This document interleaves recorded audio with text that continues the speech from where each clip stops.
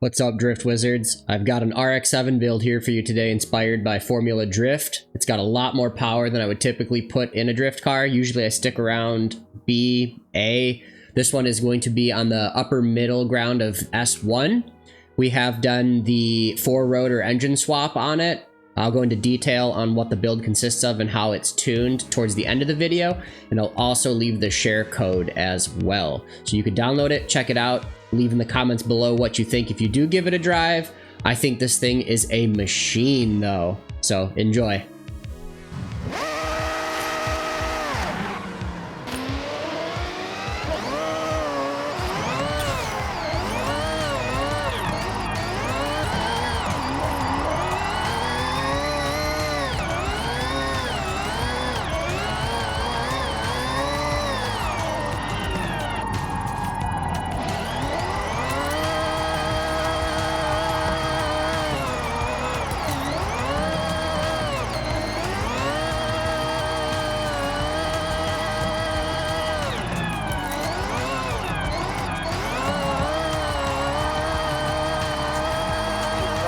Your destination.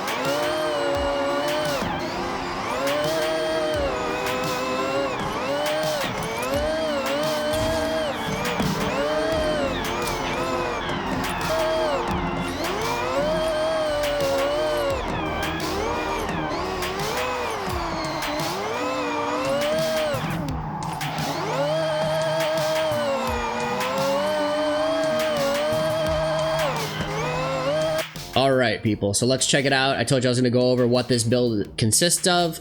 So number one, the core of this is that we are using the 4-rotor engine swap. So that's going to give us a lot of power. It also gives us a pretty flat curve, which is very nice.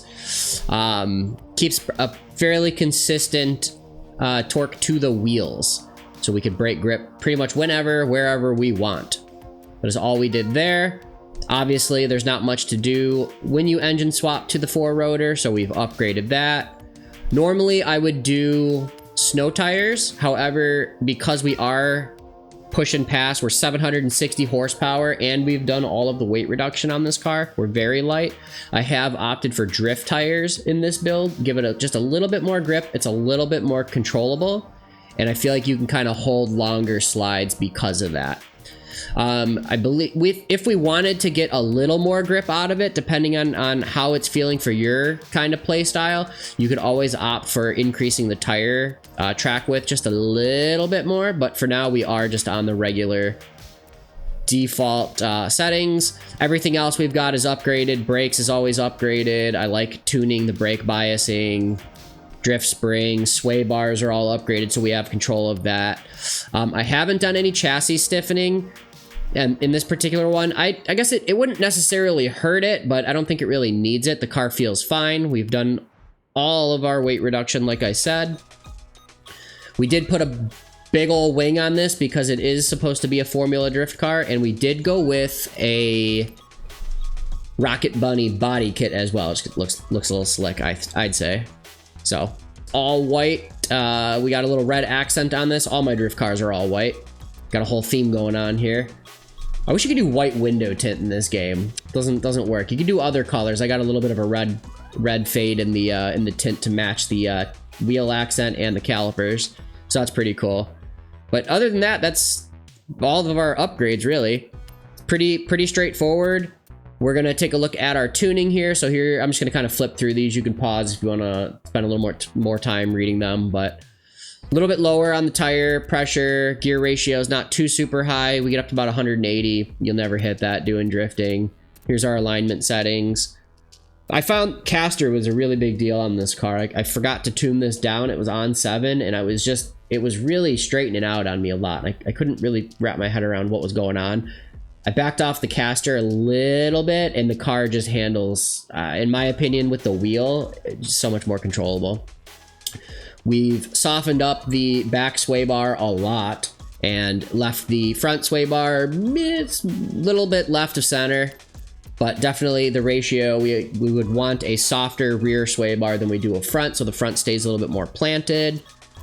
That idea is very consistent with all of our springs and dampening. Ride height, we also gave just a little tiny bit of a lift in the rear end so it can bite in when you lay on it.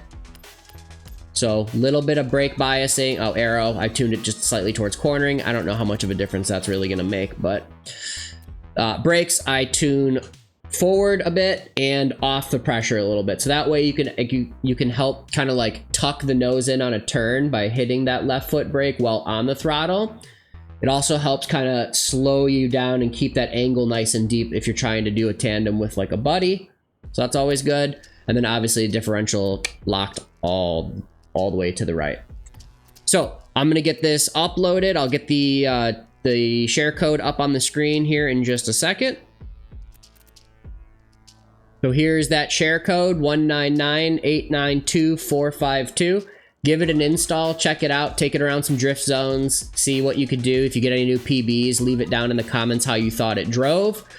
And I hope to see you guys in the next one. We will have, I'm not sure exactly what we'll be doing next. I think maybe the 89 Sylvia, just because that's going to be next week's featured car.